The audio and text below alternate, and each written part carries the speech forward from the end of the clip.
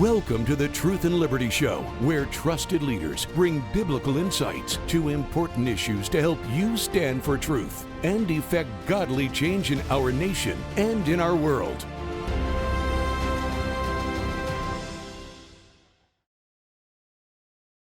Hello, everybody. Welcome to the Truth and Liberty Show. I'm Richard Harris, your host today, and very happy that you're joining us. Today's program is going to be really informative, really educational, and so I hope you enjoy it. One of the most important things that we could ever talk about is the subject of education. And boy, has education been in the news a lot lately. Really, what we're seeing on the news most of the time when it relates to education is the riots that are happening on our college campuses over the nation of Israel, over the question of Israel and how it's dealing with the Palestinians and the Gaza situation.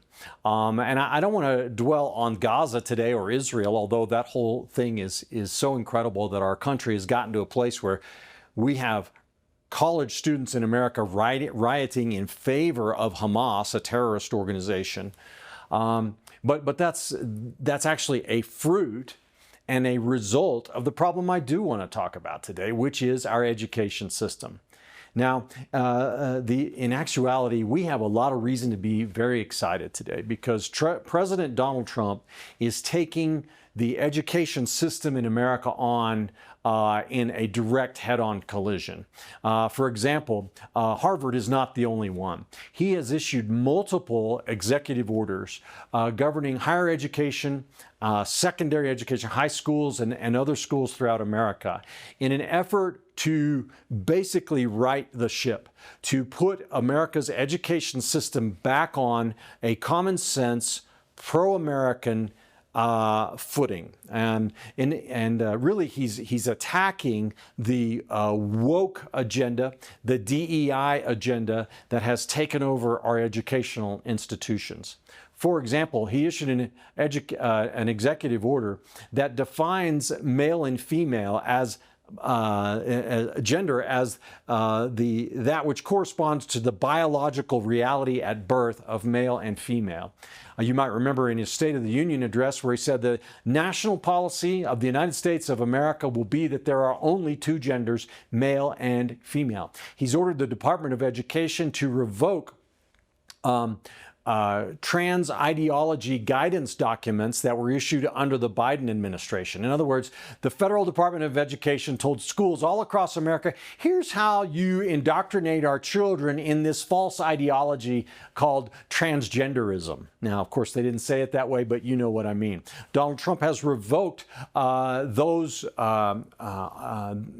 guidance documents from the Department of Education. And another thing he's done is issued an executive order prohibiting schools that receive federal funding from allowing boys to play in girls' sports. Now, that's an incredible leverage point, but basically said if you let boys play in girls' sports, you're not going to get a single dime of federal money through the Department of Education or otherwise. And this has caused panic throughout schools and education across America. But I applaud him for it. It's a courageous and a bold move, a mark of a true leader, a clear pathway forward, and it's having massive effect. The other thing he's done is he's issued an executive order requiring the Department of Education to issue formal guidance to schools that receive federal funds on how they need to comply, what they need to do to comply with the Equal Protection Clause of the United States Constitution. Specifically, what he's saying is that schools, the Equal Protection Clause of the United States Constitution does not allow you to have affirmative action. In other words, you can't put your thumb on the scale to make it easier for some people and harder for other people to get admitted and to excel, to get good grades, to do other things based on race. Because the Constitution says that no state will deprive a person of the equal protection of the laws, right? And doing an affirmative action does exactly that, according to a decision by the United States Supreme Court just a couple of years ago. So Donald Trump is ordering all schools across America that receive federal funds to comply with that directive. He's also issued an executive order that ends federal funding of any DEI program in government and out. So no federal dollars will be spent on diversity, equity, and inclusion programs. Now you might say, Richard, don't we want diversity in education? Well, sure we do. We want diversity of thought, diversity of perspective, but it doesn't mean that we promote diversity itself above truth, right? Diversity is only valuable insofar as it advances truth. We don't want to knowingly allow in false and harmful ideologies and ways of thinking, right? So we need to have tolerance for different viewpoints, but not communism, not Marxism, right? The other thing is equity in that formula: diversity, equity, inclusion. Equity is not equality. Equity is a Marxist concept that says some groups in society, see, Marxism is all group-based. Equity says some groups in society have been oppressed, and they've been oppressed by this other group. And usually they're identifying white male Christians as the oppressors, okay? So we need to arm and equip the oppressed groups against the oppressor groups. We're going to divide, and we're going to have this class warfare mentality. Well, who are the oppressed? Well, anybody that's not white is oppressed under this philosophy. Anybody that's not morally straight, in other words, homosexuality, lesbianism, transgenderism, all this confused sexualism, they're oppressed. Right? Anybody that's of a religion other than Christianity, you might be oppressed, probably are. Anybody that's not American is oppressed by definition, right? Because America's the #1 oppressor in the world. So, now Western European nations, you might not be oppressed, but pretty much everybody else is. Latin America, Asian, Middle Eastern, everybody, African, you're all oppressed. So we're going to give you a hand up. We're going to help you to fight against the oppressor. And then the whole inclusion thing. Well, we need to mandate that all of these oppressed people get to be in on everything and have, a seat at the table and all this other sort of thing. We're going to do it artificially with, quotas and all these other things. And in doing so, we're going to push out any white person, any Christian white male especially, and because they're the oppressors and we don't really want them. Their opinions aren't valid anyway. And of course, women, they need to replace men. That's what DEI is. It's all cultural Marxism. That's what it is, okay? And it's all about some perceived power struggle. It's not about truth. No, it's about power. It's not about right and wrong. It's about getting what we want. Okay? It's a political, power-based ideology. Well, Donald Trump, in his executive order, says, we're not spending any more money as a government on these programs. Whether you're in the government or you're a program that we've been sponsoring, get rid of it or you're not getting our money anymore. He's also ordered that DEI be removed from all accreditation standards and processes. This is a big deal. So every school in America wants to be accredited. And to be accredited, they have to pass muster by accreditation associations. Well, accreditation associations are recognized by the Department of Education. So you have to meet OE standards to be, and it's all tied into the government. So Donald Trump has said, get DEI out of all accreditation standards, and this is the order of the President of the United States. So he's also dismantling the Department of Education in order to return the function of education to the states where it belongs. It's not in the Constitution. It's not a federal government responsibility under Article 1, Section 8, or Section 9. It's a state function, and it needs to be returned to them. And this is going to restore more power at the local level, more power to parents and families to be in control of education. So I'm saying all this to say, this is awesome progress. Now, without an act of Congress or multiple acts of Congress, almost all of these things could be temporary. They could be undone by the next president. Or he may not even have the power to go as far as we need to go. But it does have great promise of restoring education in America. The problem in our education, though, is it's actually much deeper than just the fact that we have a federal DOE, right? The problem in our education system is that ideologies have been injected into the system, into our schools, into our teachers' unions that are anti-American, that are anti-Bible, and that are anti-God. As I mentioned, Marxist philosophies. Abraham Lincoln said, "The philosophy of the schoolroom in one generation will be the philosophy of government in the next." This was in 1860 or thereabouts, right? A long time ago. And how right he was, how prophetic he was. Because Marxism began during that same time period. In fact, Marx and Abraham Lincoln were contemporaries. They lived at the same time. Darwinism had started also in the 1840s. And these two things together, Darwinism and Marxism, grew throughout the 1800s and became the driving forces of the left and leftism in the world today. The ideologies that fight against and combat against Americanism, which is rooted in biblical principles, right? Of the unalienable rights of the individual as a creature of God, the biblical role of government to fight evil / defend rights. Those are the same thing. This concept of, that we've been built on, these biblical concepts, are being fought against every single day in American schools all across the country. The injection of satanic lying ideology is the root of the problem. And did you know that in America today, only 24% of our kids are reading and doing math and science at grade level? 1 out of 4. Now, if we were a business, we'd be bankrupt, right? Not to mention the ruinous, I would say ruinous, right, attitudes and belief systems that our kids are graduating. No, they're not even graduating. They're coming out of the schools with.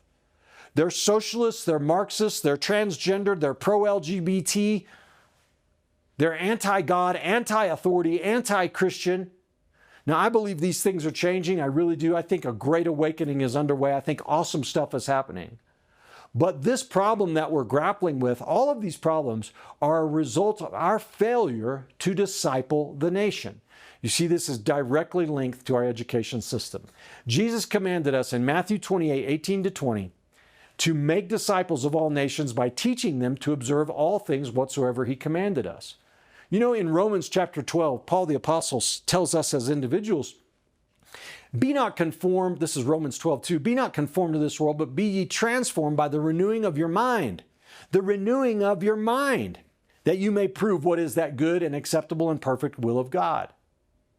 By renewing our mind with truth, we are transformed, not from being worldly in our mindset and attitude to demonstrating God's will. You see, if we believe right and think right, we act right. And if it applies to us as individuals, then it must apply to us collectively as well, as a nation.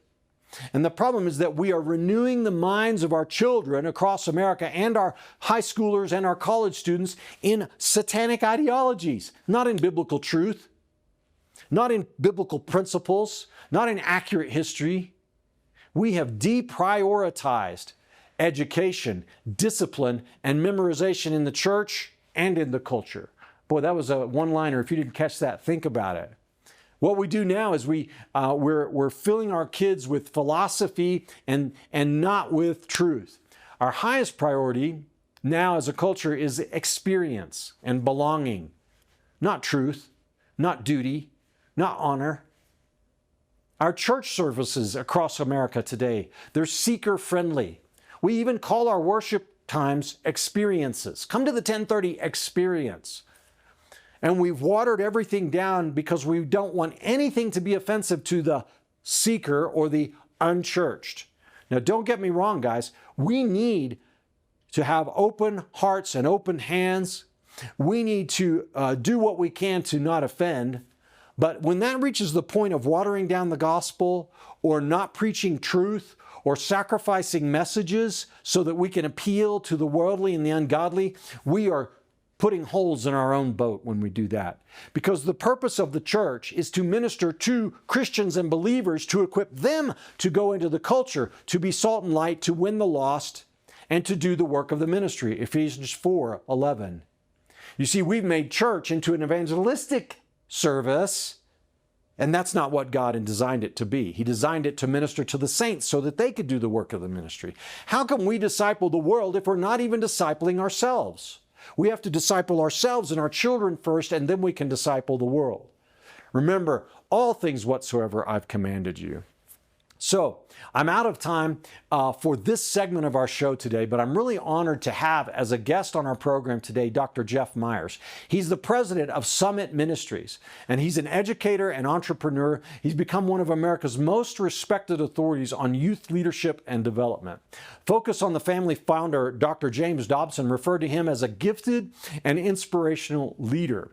And Dr. Myers has written numerous books, 14 books, including Understanding the Faith, Understanding the Times, and Understanding the Culture. These are textbooks which are studied by tens of thousands of students across America. He holds a Doctor of Philosophy degree from the University of Denver and engages college students across the country with an exclusive signature leadership course series through Unbound. And Summit Ministries, based right here in Colorado, they're neighbors in a sense, right down the road from us here at Andrew Womack Ministries. Dr. Myers is an expert on culture and youth and education, and I'm really excited to have him on the show to talk about this vital subject. If you want America discipled, if you want America turned back to God like we do here at Truth and Liberty, we have to deal with the subject of education. And there's no one better qualified to talk about this and from the perspective of discipleship than Jeff Myers. So don't go away. We're going to share some information with you, and we'll be right back with this amazing interview. Are you passionate about standing for truth in the culture, but don't know how to get started? Well, Truth and Liberty, our mission is to educate, unify, and mobilize the body of Christ to stand for truth in the public square. And as part of our mission, we provide you with an amazing array of resources on our website. And our website has just been revamped, remodeled, and retooled to be user-friendly. And I'm so excited about it because I believe that there's nothing like it out there anywhere. I want to encourage you today to go to truthandliberty.net and check out the Resources Center and the Get Equipped Center. On our Resources Center, you will find hundreds of links, hundreds of videos, articles, blogs, even America's original founding documents can be found on Truth and Liberty's Resources Center. It's searchable by topic, preset topic, or you can put in a custom search to find exactly what you need and what you're interested in. In the Get Equipped section, we link you to tools created by our strategic partners, including Pray, Vote, and Engage tools. We culture impact teams, civic action teams, biblical citizenship in modern America, biblical worldview training, and more. So go today to truthandliberty.net and find what you need to get equipped to stand for truth in the public square. Welcome back to the Truth and Liberty Show. As promised, my very special guest today is Dr. Jeff Myers. Always honored to have you on the program. Jeff, it's good to see you again. Great to see you as well, Richard. I love what you're doing with this show, and I always enjoy the conversations, and I'm excited about today. Oh, thank you so much. Well, you know, there's so many things in the news right now. The Trump administration is just going in so many different directions, many great directions. But one of the things that I think holds the most promise for the long-term benefit of our country are the reforms that are taking place in education. Have you been watching the news about some of that stuff? I have been following that pretty closely. You know, what role the Department of Education should have in helping prepare for America's future has been something that people have debated for decades. Mm-hmm. And I think what's happened uniquely now is that there is actually a serious conversation. It used to be on the fringes only, but now there's a very serious conversation about whether the federal government's involvement in education makes things better or worse. Yeah, well, you know, to one way of thinking, money is everything when it comes to education, right? Oh, just spend more money. We want this program, that program, you know, this research, that research, and it seems to be all money driven. And the DOE is the dispenser of federal money in the field of education. So the folks with that mindset, they don't want to see it go away. But fundamentally, do we need a federal government department to educate our children? Right. Well, this is the reason this is a big conversation is that people aren't seeing results that are commensurate with the amount of money that is being spent. Mm-hmm. There are a lot of school districts that spend 3, 4, 5 times as much money as others and are underperforming those other districts. Also, in the last 20 or 30 years, we've seen the development of homeschooling, where everyday moms and dads, some of whom don't even have bachelor's degrees, do a better job and get better academic results than the local government schools. Mm-hmm. We've also seen the rise of Christian schools, the rise of non-Christian private schools, parochial schools, and now charter schools in 45 states plus the District of Columbia, I think, have charter school laws. So all of these things are challenging the dogma that there's only one way to do it, and that is to compel people from different states to give money and then have the federal government redistribute it as block grants based on where the federal government thinks the money needs to be spent. There is a case to be made that you should just receive the money if you're going to at all, turn around, write checks back to the states, turn off the lights, lock the door, and go home, which would save billions of dollars a year at the federal government level. I mean, obviously, people are saying, well, we can't do it without the federal government, but we are doing it. Every single school district in the United States of America, every Christian school, every homeschool co-op, they're already doing this. They don't need the federal government at this point, in my opinion. Mm-hmm. And is the problem, the fundamental problem? Well, let me begin with this.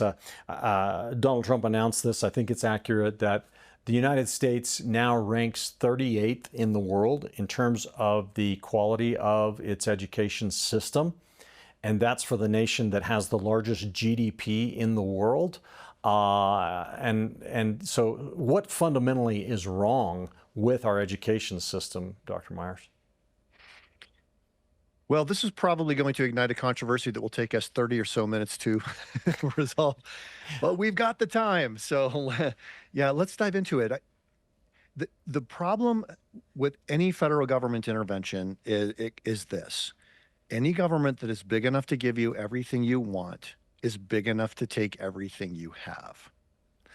So keeping your government under control, making sure that the elected officials you send to Washington, D.C. are in fact responsible fiscally, and also take the responsibility of not allowing unelected bureaucrats to make all of the decisions. That's a critical part of what would make a constitutional republic function. What ends up happening in practice is that the departments get a lot of leeway in how to implement what Congress tells them to do. And who works in those departments? Well, a lot of times it's people who stand against biblical values. We just have to be completely honest about this. They either believe that biblical values are harmful, or at worst, they believe that biblical values are irrelevant to anything that is really important. The whole idea that we have education, Richard, comes from a Judeo-Christian perspective. You can go all the way back to Deuteronomy chapter 6.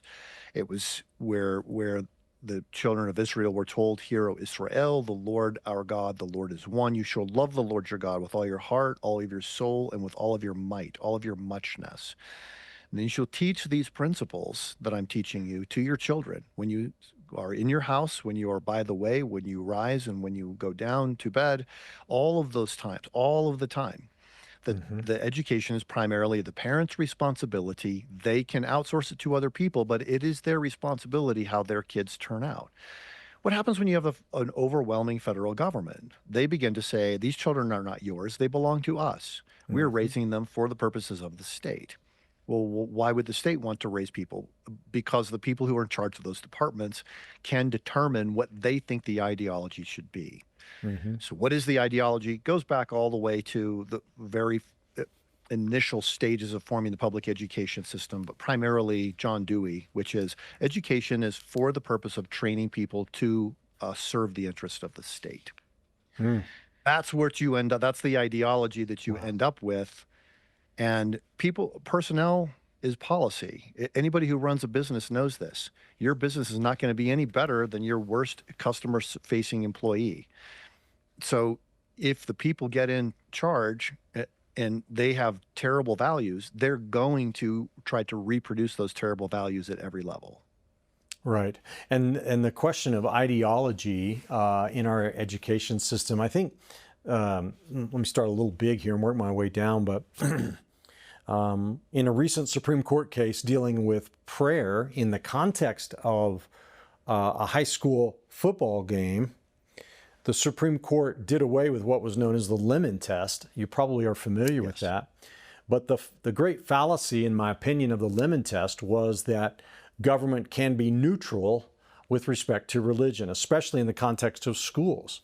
I think Lemon is over 50 years old now. That decision in 1971 of the Supreme Court. After 50 years, I think we can see pretty clearly that neutrality is really a fiction. There's no way to educate people and stay in neutral with respect to ideology. What you teach and how you teach it is that is really going to be influenced and infected, if you will, or maybe put it in a positive light, steered by your ideology. Is that true or false? It's right on. Let's just take the definition of religion. Any set of beliefs about the cause, nature, or purpose of the universe. Does an atheist have a religion? Yes, they have a set of beliefs about the cause, nature, and purpose of the universe. So we're not talking about religion versus no religion. We're not talking about religion versus secularism.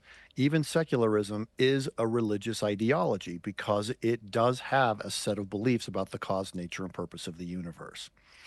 So yes, that is correct. And part of what caused the Supreme Court to reverse, to make that judgment that they did in the Kennedy case and to end the Lemon test, was they realized not only had government, in trying to be neutral, moved away from biblical values, it was actually attacking them.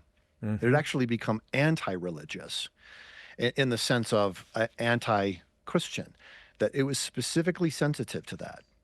Now, it didn't do the same kinds of things to shut down Islam or Buddhism or anything else. These were specifically things that were designed to neutralize the impact of Christianity and its expression in the schools.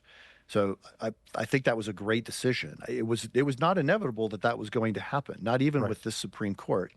So it's fascinating that they finally did recognize that everybody is religious. The question is, where do you start? If you believe in God or you don't believe in God, whatever you decide on that is going to determine what you believe about everything else, even economics and politics.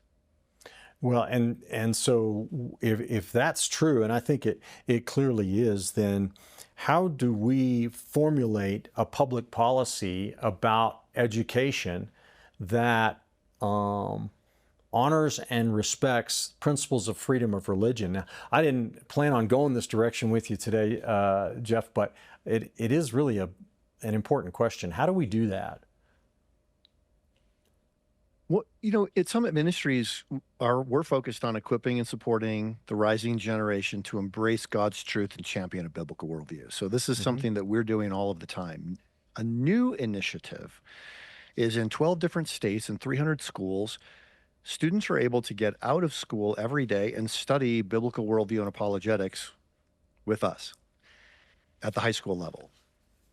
That is an example of something that you would do. But what policy would enable that? Well, what the Supreme Court has decided is that nothing that takes place in the context of the school should stand in the way of parents' values for their children. So if and I mean by their values, their sincerely held beliefs. If you just come up with an idea today and you decide to go to school and everything has to change for your child tomorrow, that's not going to be viewed as a sincerely held belief. But people who have religious convictions expect that nothing that takes place in the context of the school will attack those beliefs or try to put a wedge between the parents and the children. So some states have resolved that by saying we let the kids out for 1 hour several days a week, and they can go to a nearby church and then study whatever you want them to study. They can study the principles of whatever it is. And there are Mormon groups that do this, and now there are Christian groups that do this. I think what schools have to do is not try to maintain religious neutrality, but recognize that everything they're doing, even the diminishment of a particular religion, is based on some kind of a religion. Acknowledge that, bring it up, talk about it, and then ask the community that they're located in, what values do you want us to represent in our school? We're not going to try to contradict them. We're not going to try to shape them. We're not going to try to move children away from their parents' values and so forth. Why do we even have to do this? It's not because we're having such an ideological struggle in chemistry or math.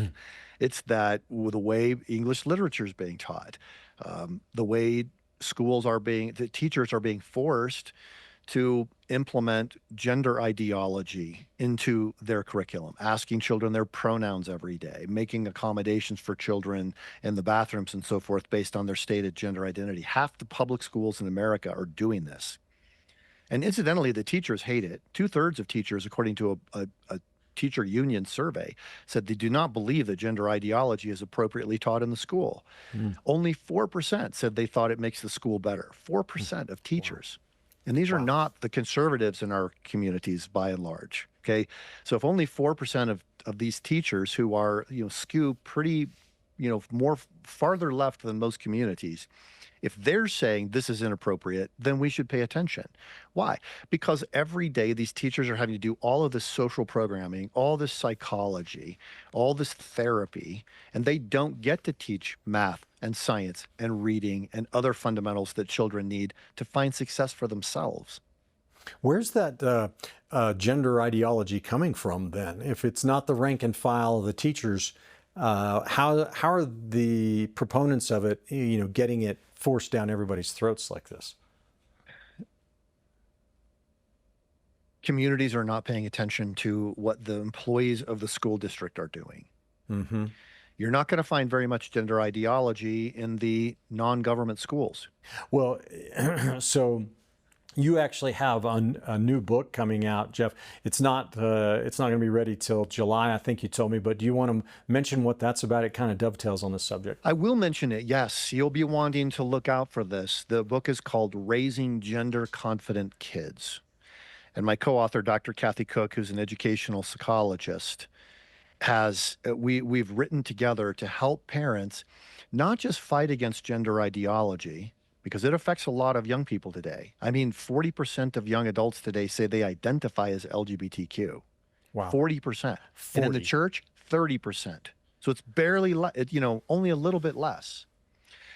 This is a huge issue the Christian community needs to deal with. Not just fighting against gender ideology, though, but answering the question, what does it look like to raise a boy to be a godly man? What does it look like to raise a girl to be a godly woman? What do you do when your child says, why is that bearded man wearing a dress? How do you talk to your 7-year-old about that kind of a thing?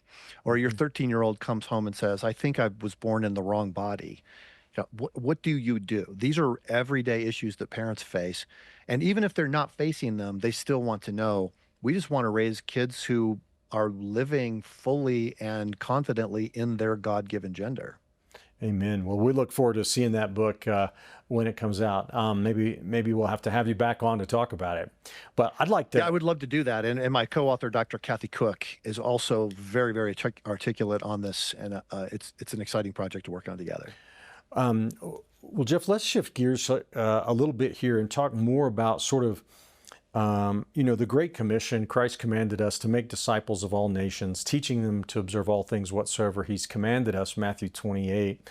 You alluded to the Old Testament sort of reference, in a way, to very similar, the commandment to teach your children, continuously the commandments. In America and in the West in general, the United States of America was once probably, I would venture to say, the most truly Christian nation in the world in terms of the beliefs of the population, the evangelical nature of those beliefs and everything else. Our schools were based in the local church. Everything revolved around the church. It was a central part of our lives. In modern times, we've relinquished so many areas of our culture, though, and probably the most important, to me at least, is the area of education. So what can we do to retake education? Can we retake it in the way we need to, as long as we have a public school system being the dominant methodology? I think this is a super important question. We probably need to be talking about it, even debating about it more. I know some people who believe that the only way we're going to solve this problem is to impose biblical Christian values on the populace. I'm wondering if there might be a smarter way to do it, because anytime, England, they impose Anglican theology on everybody.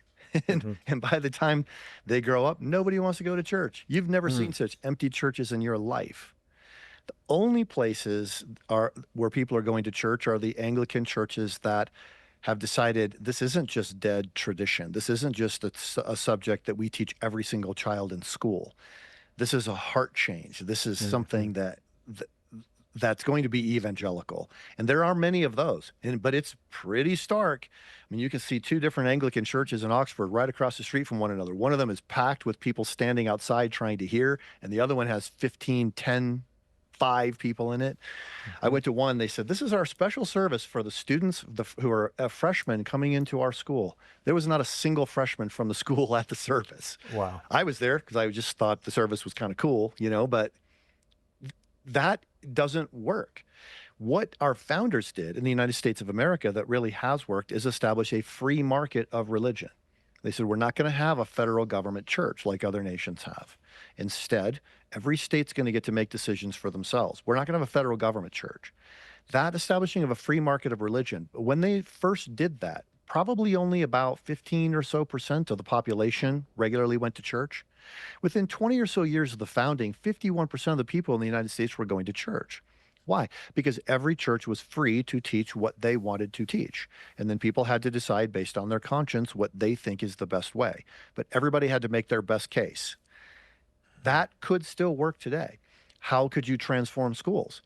Well, what if you let the parents decide? They're going to be, it's their children, that God has given those children to them. What if they get to decide? We do this in every other area. No one would ever say to a parent, you need to feed your child and you must feed them at McDonald's for at least 8 hours a day. Nobody would, it'd be crazy. You need to buy clothes for your children and you must shop at Walmart. You may not shop at Target. Or if you shop at Walmart, we're going to give you a voucher to pay for it. But if you shop at Target, you have to pay for it yourself. That's insane. No family, that doesn't make any sense. So why would we in turn take perhaps the most important thing that these parents are doing for their children, which is educating them, and say, you only may do it this way. If you do it this way, you're going to pay for it, but we're going to punish you. We're not going to give the money back to you if you decide to take them to a private school, say, instead of a public school. What states are finding is that if you just take the money and make it portable to the parent, look, parent, there are a lot of decisions to make, but you got to make them. If you think the community school is good, send them there. If not, here's a charter school option. You can take the money and pay it down toward Christian school tuition. We don't care. All we want is to be sure that your child is as educated as they need to be to carry out what God has given them to do in their lives. That makes sense to me. That might actually be a much better way to reform the education system than, for example, saying, here's our list of Christian values. You're going to start teaching these instead in the public school of what you're already teaching. Mm-hmm. Well, if we're going to do that, why have government funding of education at all? Why not just let it be something that churches provide, or you have private schools or whatever? Why do we need public education? It's a little bit of a rhetorical question, but I'd like to hear your comment on it. Yes. Well, we developed it in the United States of America, started in Massachusetts. Other states had a different way of doing it. For example, in Tennessee, they had what were called subscription schools, and a family would pay a little bit of money to send their child to those schools. A lot of the families didn't have the money. So donors would come in and say, I'll pay for 100 kids to come to school or whatever. And it might be some industrialist from the Northeast saying, I believe that those children in Tennessee aren't getting the opportunities that other kids are getting. I'm going to help us set up a school, and then we'll charge a very minimal amount of money. If they can't pay it, they can come anyway. That really worked pretty well for a lot of those communities. They developed a much higher rate of literacy than they had had before. But then other people came along and said, well, this person makes, $50,000 a year. This person only makes $15,000 a year. The person making $15,000 can't pay tuition at a private school. Maybe the government should take over the schooling system. That has, it initially led to greater widespread literacy because, as you mentioned, they were still teaching on biblical values. You can go back and look at the copybooks, for example, where children learned handwriting. They learned handwriting by learning to write down Bible verses. It's getting into their minds over and over again. When secularists began to take over the public school system, of course, all of that got ruined, and it's just been a downward trend in virtually every school district since. I think we need the competition. That's my personal approach to it. Should the government be taking the money? Well, most communities, the way they decide to fund education is through property taxes. So you kind of do need the person who has $1 million house to pay more than the person who has a $75,000 house. And that person with a $75,000 house, their children are just as important to the future of the community as everybody else. So we got to help them out to make sure their kids get educated. That was the theory behind Yeah. government funding to begin with. Yeah. It's been a But mixed bag. Honestly, it worked really well for a while, and then it worked until it didn't. there's a case right now out of Oklahoma that sort of tests the boundaries of what you're talking about. I think you're probably familiar with it. It's a Catholic charter school that wanted state funding as a charter school, but it was expressly religious, very much oriented towards raising up Catholic kids. And the Oklahoma Supreme Court, I think, said no, can't do that. That's a violation of separation of church and state. And I believe the Supreme Court just recently said we're not going to hear this, and very disappointing in that sense. I'm wondering I'm still wondering what are the boundaries and what is the future of the whole school choice movement, and how far can we take this thing? I know some of the people in Oklahoma who are working on this, and I understand that it's controversial, but they were saying Oklahoma's not as good in education as it should be. Who's doing it well? And how do we help them get kids in those schools? That was their primary goal. This particular school said, we're doing really well. And the reason we're doing well is because we insist on these Catholic values of the students who come to the school. And any kid who comes here, even if their mom is a Wiccan, it doesn't matter. We're going to insist that they live by these Catholic values while they're with us during the school day. The Supreme Court, I think, had a real opportunity here to break the back of the teachers' unions that often are behind a lot of the more radical aspects that dominate education. But they voted 4-4, so obviously they're not going to, it goes back to the previous court. Amy Coney Barrett, who is herself Catholic, recused herself from the case for reasons that are not entirely clear. And assuming that she had not done that, the Oklahoma would have been permitted to move ahead with this plan. Yeah. I think Oklahoma is doing other things, and other states are doing other things that probably are less controversial and may have more promise. The state of Arizona, for example, they're making the money portable to the families. Iowa's recently done the same thing. Texas is a version of this that they have passed. Not all Christians think this is a good idea, because there are a lot of us who look at this and say, man, when you start accepting checks from the government, you're on the hook.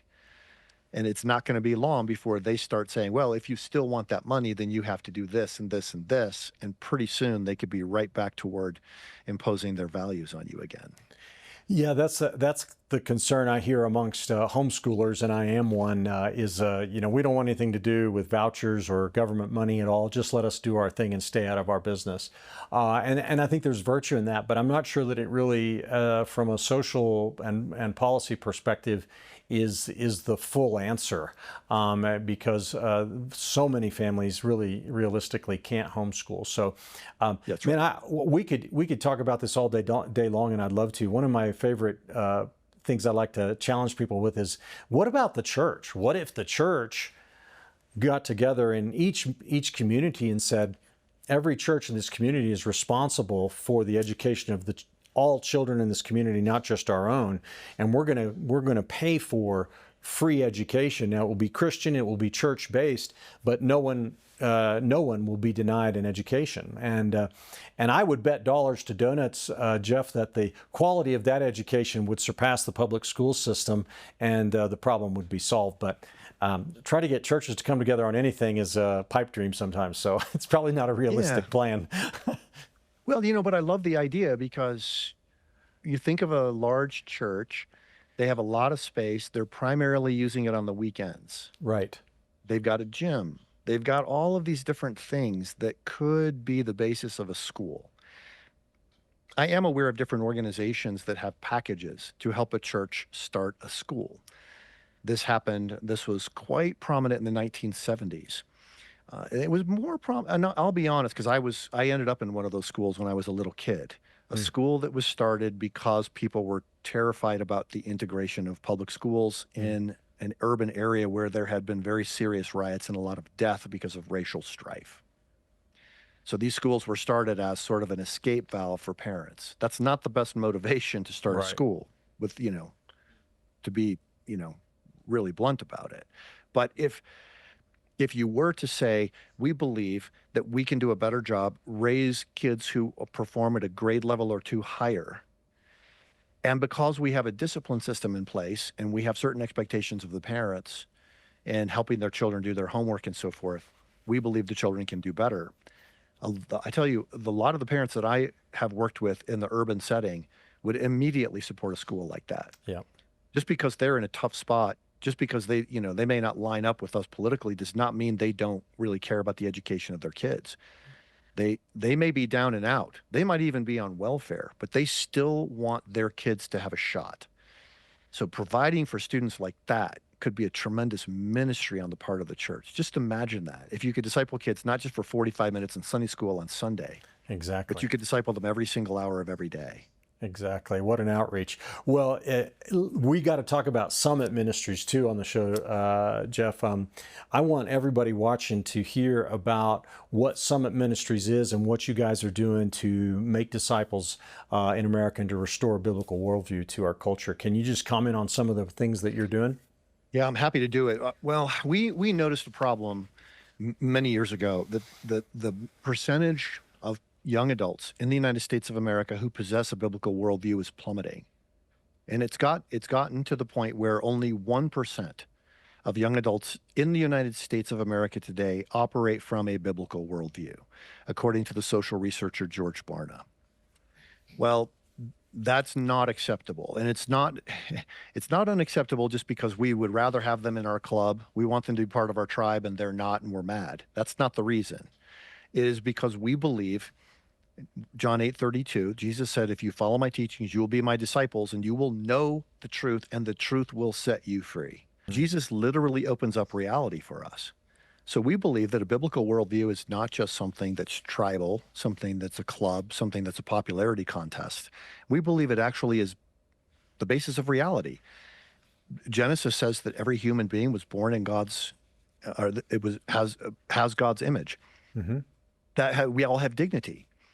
If you teach anything other than that, you're not actually teaching reality. Mm-hmm. So that's how we began to approach it at Summit Ministries. We thought if we could help students develop a biblical worldview, and several good things are going to happen. First of all, they're not going to be as likely to walk away from their faith. They're going to get it. They're going to understand why they believe what they believe. Second of all, that will prepare them to be better in the classroom.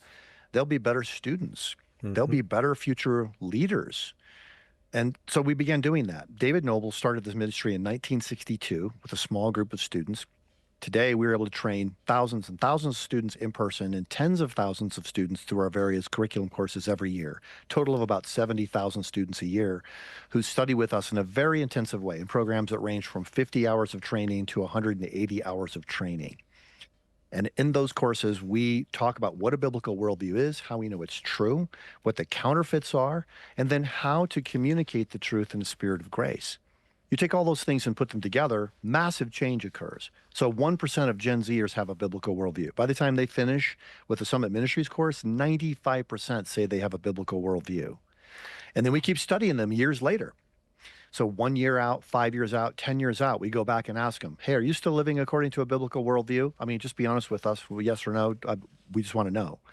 85% are strong in their biblical worldview. Now, contrast that with what's happening in most churches, where 2/3 to up to 70% of young adults who are significantly involved in church are no longer even attending by the time they reach their mid-20s.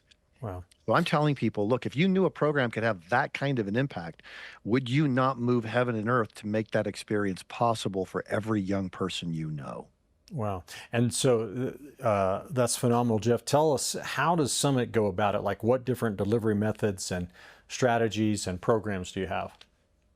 There are two main ways and then a lot of spin-off ways. The one main way, the historical way, is for 2 weeks, students will come to our place here in Manitou Springs, Colorado, or our other campus, which is in Lookout Mountain, Georgia.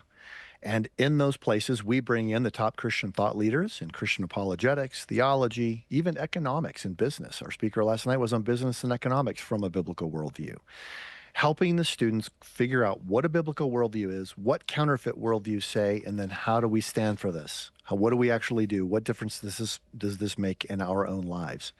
Over the course of 2 weeks, we're able to compress maybe a decade worth of Sunday school into just those 2 weeks, giving students, this is why we believe what we believe. Here are the good reasons for it, encouraging them to bring their big questions with them and ask them while they're here so we can help them learn how to dialogue about all of these issues. That's the main way, those 2-week programs. A lot of people can't do that, especially in other places around the world. So we have developed curriculum to teach a biblical worldview, kindergarten through grade 12, every single level. So for example, the elementary kids learn 20 biblical truths that are core to everything else that's significant about the Bible and how the Bible applies to life. And then those spiral throughout their studies so that they reinforce them each year just a little bit more. And in the process, they learn who is God, who am I, what is my role with other people, and what on earth am I doing? What is my purpose here? What kind of stewardship responsibilities should I have in the world around me? So you mentioned something I just want to kind of key off. You talked about biblical worldview on business and economics. I just pause for a second. What does that have to do with the Bible, Jeff? I mean, I thought we were going to be talking about, the Bible stories of Noah and, all the other things that we get in Sunday school. I don't remember really ever getting an economics class in Sunday school, but you're coming at it from a bigger perspective, I think. A much bigger perspective. A lot of our conversation on economics starts with, we talk about the counterfeit worldview of Marxism, which says that only the material world exists. There must arise some kind of an entity that has the ability to seize all business, all private business, and then redistribute to everybody else. That idea is a counterfeit because it denies that we human beings have minds. It denies there is any value to having private property. It denies that we can multiply the value of the things that are in the ground by applying human intelligence and inspiration. And it denies that we have the responsibility to help steward by giving. So we go back and ask, all right, if you could, that Marxist worldview is false. Every time it's been tried, it's a total disaster. Hundreds of millions of people have died. What is a better way? How does a biblical worldview rise above? Well, if you just start with the word economics, oikos, nomos, those two words in Greek, which mean a household and rule, the rule of a household, or the running of a household. That's what it means.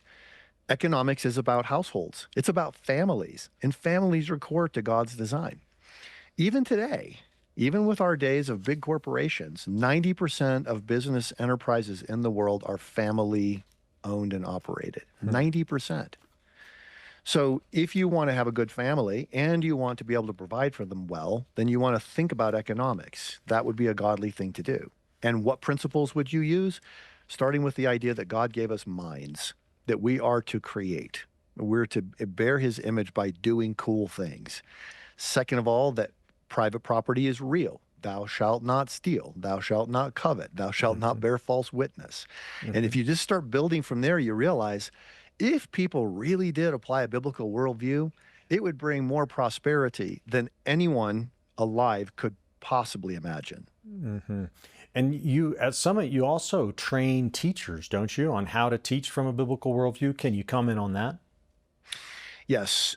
We have a lot of teachers who go into government schools. They teach in homeschool co-ops, Christian schools, but they've been trained in universities where nothing is ever mentioned about a biblical worldview. If it ever is mentioned, it's mentioned in a negative way, as something that you should try to abandon. Then these young adults have been learning all that in class. They love Jesus. They go to the Christian campus group. Then they are ready to teach. But they're not really ready to teach. They're coming in with all of these woke values. So we train teachers in how to teach a biblical worldview in every single subject, including the more difficult subjects where you think a biblical worldview wouldn't apply, like physical education, math, science, and so forth. When they learn to do that, then they realize, oh, this isn't just something that I feel. that my biblical worldview is something that gets expressed every single day in intentional ways in the classroom. So we train teachers in usually group settings. So we'll go to, say, Houston, Texas. Teachers from 20 schools will all get together in one big group and have 2 days of training and what you actually do to integrate a biblical worldview into everything. We call it the Center for Biblical Worldview Formation. I did a show on this in my show, Truth Changes Everything, if anybody's interested and curious at how that works, with a guy named Roger Erdvig, who runs that program for us. Oh, that's amazing. So how do people learn more? How do they connect? Maybe sign up to be a part of some of the stuff you're doing. Yeah, step one is just to come to summit.org, and then you'll be asked, do you want to stay in touch with us? Just put in your information. We're not going to bombard you. We'll send you an email every week that sort of outlines the different things that we're doing, different topics that we're addressing, how a biblical worldview applies to some controversial issue, some good news videos, things like that. That's the way to get started. If you've got a young adult, 16 to 22, I really strongly encourage you to consider one of these 2-week programs in Colorado or in Georgia.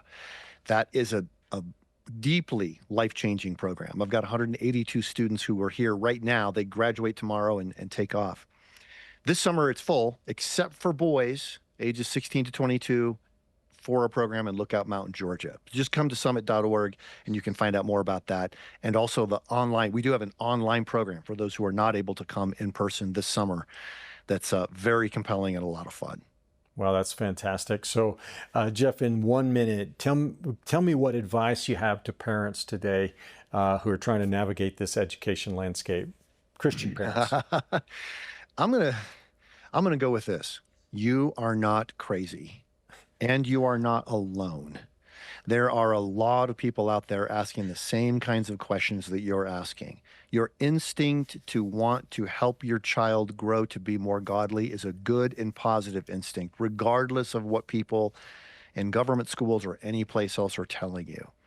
So if you are not able to change your schooling situation, then we can help you. You can use the resources that Summit Ministries provides to help your child develop a strong basis of a strong biblical core while they're at home.